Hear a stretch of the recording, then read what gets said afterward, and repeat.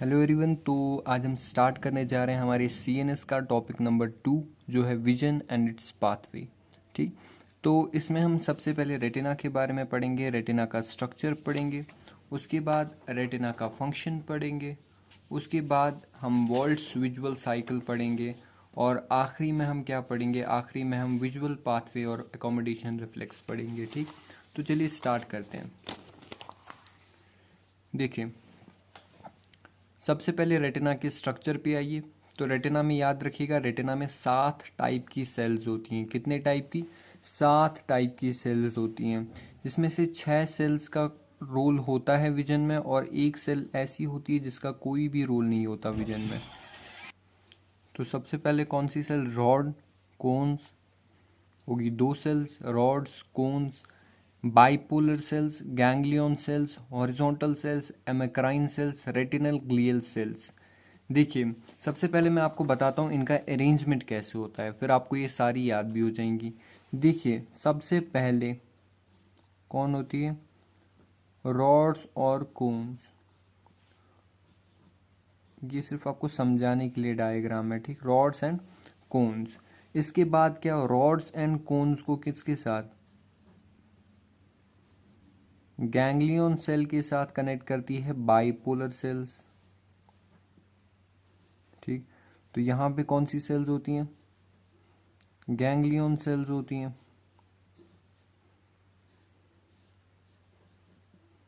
ठीक, इसके बाद हॉरिजॉन्टल सेल्स रॉड्स और कोन्स को आपस में कनेक्ट करती है। अमाक्राइन सेल्स बाइपोलर सेल्स को गैंग्लियन सेल्स के साथ कनेक्ट करती हैं। याद हो गया इतना? क्या होता है?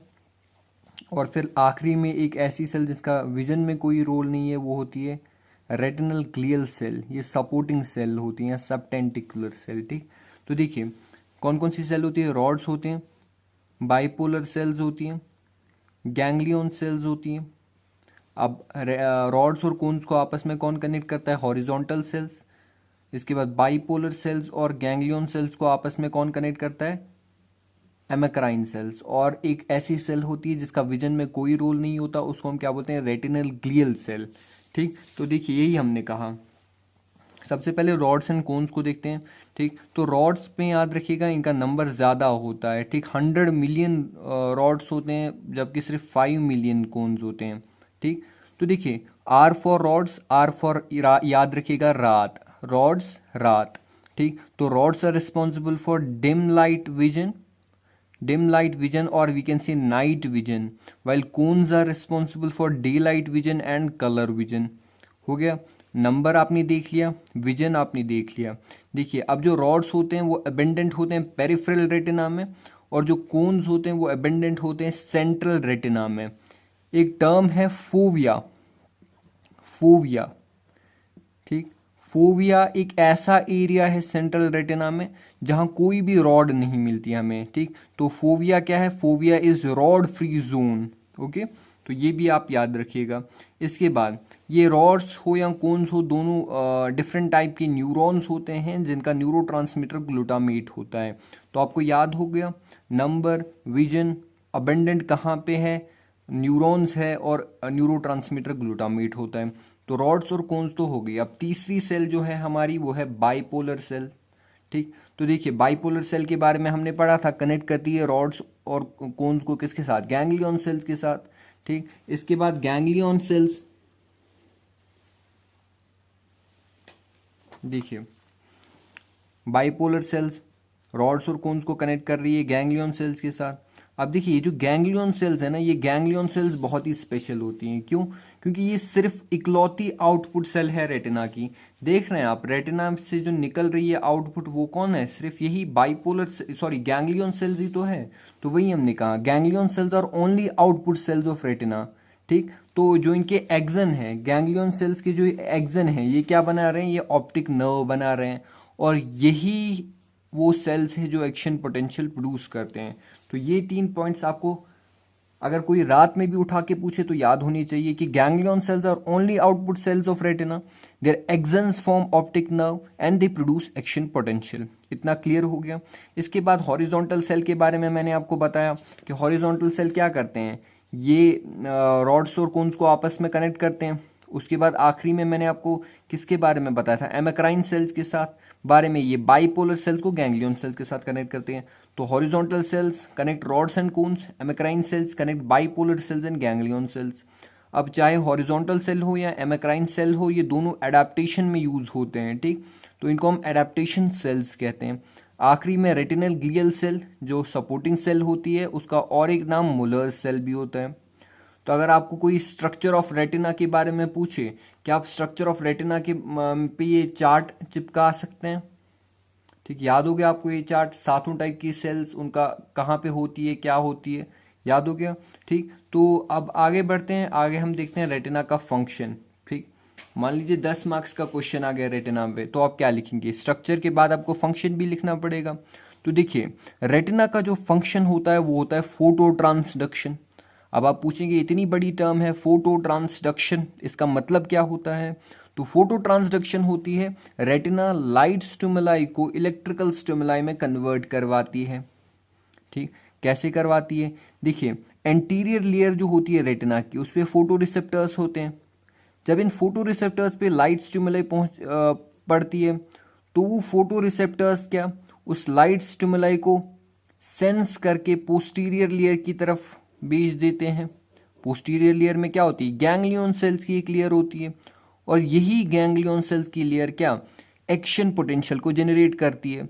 देयर बाय क्या जो लाइट स्टिमुलाई पड़ी वो किस में कन्वर्ट हो गई, इलेक्ट्रिकल स्टिमुलाई में कन्वर्ट हो गई। इतना समझ आया।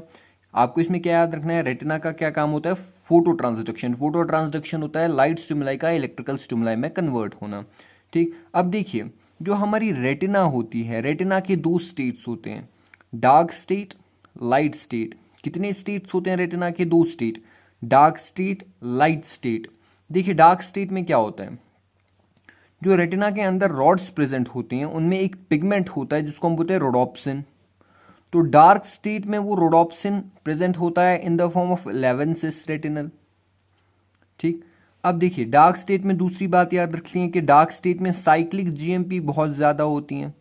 जब साइक्लिक जीएमपी बहुत ज़्यादा होती है, यही साइक्लिक जीएमपी रिस्पॉन्सिबल होती है for opening of sodium channels. Cyclic GMP ज़्यादा, सोडियम चैनल्स ओपन, सोडियम का इनफ्लक्स, जिसके कारण डीपोलराइजेशन होती है। तो बताइए डार्क स्टेट में क्या होती है, D for dark, D for depolarization, ठीक। ये इसको आप कैसे समझे कि देखिए जो डार्क स्टेट है, डार्क स्टेट में क्या होते हैं, जो हमारी रेटिना के अंदर रॉड्स है, उन रॉड्स में प्रेजेंट जो रोडोप्सिन होता है वो प्रेजेंट होता है in the form of 11 cis retinal, ठीक। अब दूसरी बात, डार्क स्टेट में साइक्लिक जीएमपी बहुत ज़्यादा होती हैं, यही साइक्लिक जीएमपी रिस्पॉन्सिबल होते हैं फॉर ओपनिंग सोडियम चैनल्स। तो डार्क स्टेट में क्या होता है, सोडियम का इन्फ्लक्स बहुत ज़्यादा होता है जिसके कारण डीपोलराइजेशन होती है, ठीक। इतना क्लियर हो गया। देखिए लाइट स्टेट में क्या होता है, जो ही लाइट पड़ती है, ठीक, तो रॉड्स में प्रेजेंट ये रोडोप्सिन चेंज हो जाता है from 11 cis retinal to all trans retinal, ठीक। कहाँ से, 11 सिस रेटिनल से ऑल ट्रांस रेटिनल। अगर आपसे कोई पूछे बताओ लाइट स्टेट में जो रॉड्स में प्रेजेंट रोडोप्सिन है वो किस फॉर्म में प्रेजेंट होगा, तो आप बोलेंगे वो प्रेजेंट होगा ऑल ट्रांस रेटिनल की फॉर्म में।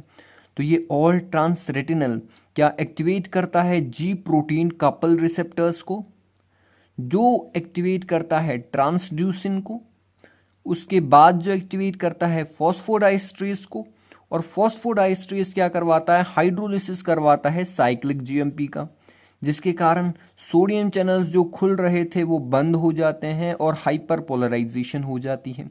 देखिए दोबारा से बताता हूं क्योंकि ये वाला टॉपिक थोड़ा सा क्या है जो समझ नहीं आता एक बार में। आप ये याद रखिए कि 11 सिस रेटिनल डार्क स्टेट में प्रेजेंट होता है, जो लाइट पड़ने के बाद चेंज हो जाता है तो ऑल ट्रांस रेटिनल, एक्टिवेट करता है जी प्रोटीन कपल रिसेप्टर्स को, एक्टिवेट करता है ट्रांसड्यूसिन को, एक्टिवेट करता है फॉस्फोडाइस्ट्रेस को, जो कॉज करता है हाइड्रोलिसिस ऑफ साइक्लिक जीएमपी, जिसके कारण जो सोडियम चैनल्स खुल रही थी वो बंद हो जाती है और हाइपर पोलराइजेशन हो जाती है।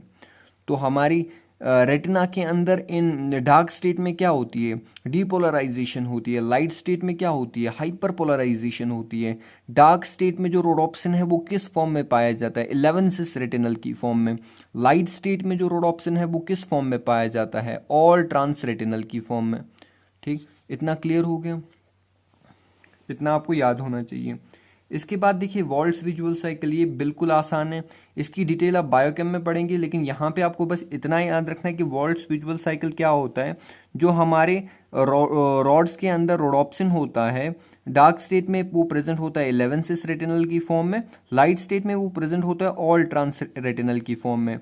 तो इसी का कन्वर्जन, ठीक, इसी को हम क्या बोलते हैं, वॉल्ट्स विजुअल साइकिल। ठीक, वॉल्ट्स विजुअल साइकिल, यहाँ पे आपको इतना ही याद रखना है, बाकी आप कहाँ पे देखेंगे, बायोकेम में। तो देखिए अब आखिरी टॉपिक, विजुअल पाथवे और एकोमोडेशन रिफ्लेक्स। देखिए विजुअल पाथवे को जब आपको बनाना हो तो आप क्या करेंगे, आप ऐसे ऐसे, ये कौन सा साइड, राइट साइड का विजुअल फील्ड, लेफ्ट साइड का विजुअल फील्ड। ठीक, जो मीडियल साइड में आप देख सकते हैं, मीडियल साइड में हमारी नाक होती है, तो मीडियल साइड का जो विजुअल फील्ड का एरिया होता है इसको हम बोलते हैं नेजल एरिया, और जो लेटरल साइड का होता है इसको हम बोलते हैं टेम्पोरल। ऐसे ही ये भी क्या है, नेजल, ये क्या है, टेम्पोरल।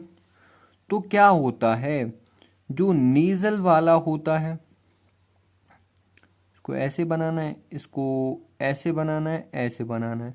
देखिए जो नेजल, जो सबसे पहले आप टेम्पोरल वाला देखिए जो टेम्पोरल वाले फाइबर्स होते हैं वो क्या, वो क्रॉस कर जाते हैं टू द अपोजिट साइड, ऐसे। पर जो नेजल वाले होते हैं वो सेम साइड में रहते हैं, ऐसे। ठीक, तो यही हमने कहा कि जो टेम्पोरल फाइबर्स हैं वो क्रॉस करते हैं, यहाँ पे देखिए क्रॉस कर रहे हैं, और नीजल वाले जो फाइबर्स हैं वो सेम साइड में रह रहे हैं।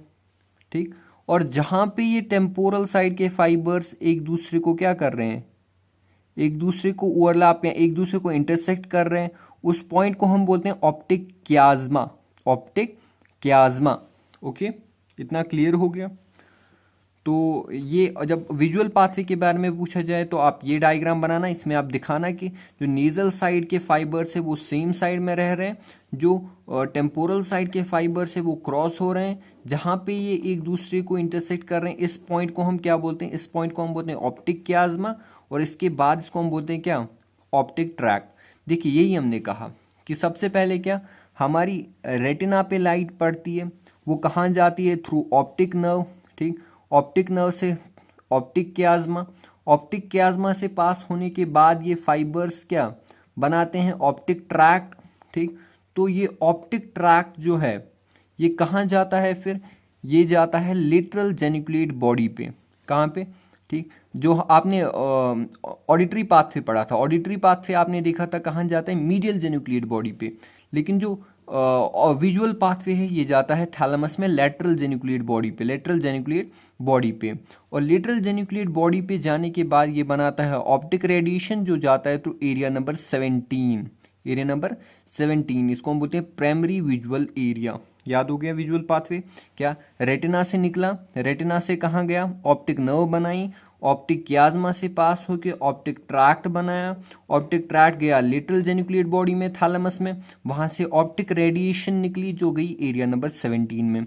अगर विजुअल पाथवे आया ये डायग्राम बनाना, ये फ्लो चार्ट बना देना, पूरे नंबर आएंगे। ठीक, उसके बाद एकोमोडेशन रिफ्लेक्स। तो देखिए एकोमोडेशन रिफ्लेक्स में हमें क्या देखना है, एकोमोडेशन रिफ्लेक्स भी ऐसे ही चलता है। एकोमोडेशन रिफ्लेक्स क्या होता है, एकोमोडेशन रिफ्लेक्स में हम पर्सन को क्या कहते हैं, एक दूर रखी चीज को देखने के लिए कहते हैं। जो ही वो उस दूर रखी चीज को देख रहा होता है, हम सडनली आप किसी ऑब्जेक्ट को उसके विजुअल फील्ड में लाते हैं। जब हम सडनली उसके किसी ऑब्जेक्ट को विजुअल फील्ड में लाते हैं तो उसकी जो आईज है उसमें उनमें क्या क्या चेंजेस आते हैं, उसी को हम बोलते हैं एकोमोडेशन रिफ्लेक्स। क्या क्या होता है उस समय उस पर्सन के साथ, जो उसका लेंस है उसका कर्वेचर बढ़ जाता है। ठीक, और जो उसका प्यूपिल है वो कॉन्स्ट्रिक्ट करता है उस चीज़ को देखने के लिए, और जो उसकी मीडियल रेक्टस है, या हम कह सकते हैं मीडियल रोटेशन होती है आई बॉल्स की। क्या क्या होती है? लेंस का कर्वेचर बढ़ता है, प्यूपिल का कॉन्स्ट्रिक्शन होता है, कन्वर्जेंस ऑफ आई बॉल्स होती है। ठीक, नींद में भी कोई उठाए पूछे एकोमोडेशन रिफ्लेक्स में क्या क्या होता है? लेंस का कर्वेचर बढ़ता है, प्यूपिल का कॉन्स्ट्रक्शन होता है और आई बॉल्स का कन्वर्जेंस होता है, ये बता देना। ठीक, तो देखिए एकोमोडेशन रिफ्लेक्स को अगर आपको लिखना हो एग्जाम में तो कैसे लिखेंगे? देखिए यहाँ तक तो विजुअल पाथवे ही चलेगा। आई से ऑप्टिक नर्व निकली, ऑप्टिक नर्व ऑप्टिक क्याज्मा से पास हुई, ऑप्टिक ट्रैक्ट बनाया, लेटरल जेनिकुलेट बॉडी से पास हुई, ऑप्टिक रेडिएशन बनाया, ऑप्टिक रेडिएशन ब्रेन के एरिया नंबर 17 में गया, सेरेब्रम के एरिया नंबर 17 में गया, तो सेरेब्रल कॉर्टेक्स के एरिया नंबर 17 के बाद वो गया फ्रंटल आई फील्ड में जो एरिया नंबर 8 होता है। ठीक, इसके बाद देखिए क्या होता है, इस फ्रंटल आई फील्ड से ये जाता है दो जगह। एक तो जाता है कहाँ पे? एडिंगर वेस्टफॉल न्यूक्लियस में, और थर्ड नर्व के न्यूक्लियस में। ठीक, एडिंगर वेस्टफॉल न्यूक्लियस के थ्रू कुछ फाइबर्स निकलते हैं सीलियरी गैंग्लियन के थ्रू, जो क्या करवाते हैं? लेंस का कर्वेचर इंक्रीज करवाते हैं और कॉन्स्ट्रक्शन ऑफ प्यूपिल करवाते हैं। और थर्ड नर्व के न्यूक्लियस के थ्रू कुछ फाइबर्स निकलते हैं जो कंट्रैक्शन करवाते हैं मीडियल रेक्टस का और आई बॉल्स का कन्वर्जेंस कराते हैं। ठीक, ये फर्दर आपको ये मीडियल रेक्टस क्या होती है बाकी सब ये आपको समझ आएगा जब आप हेड एंड नेक कंप्लीट करेंगे, तो उसमें आपको ये समझ आएगा। ठीक, अभी आप इतना याद रखिए एकोमोडेशन रिफ्लेक्स में। ठीक, थैंक यू।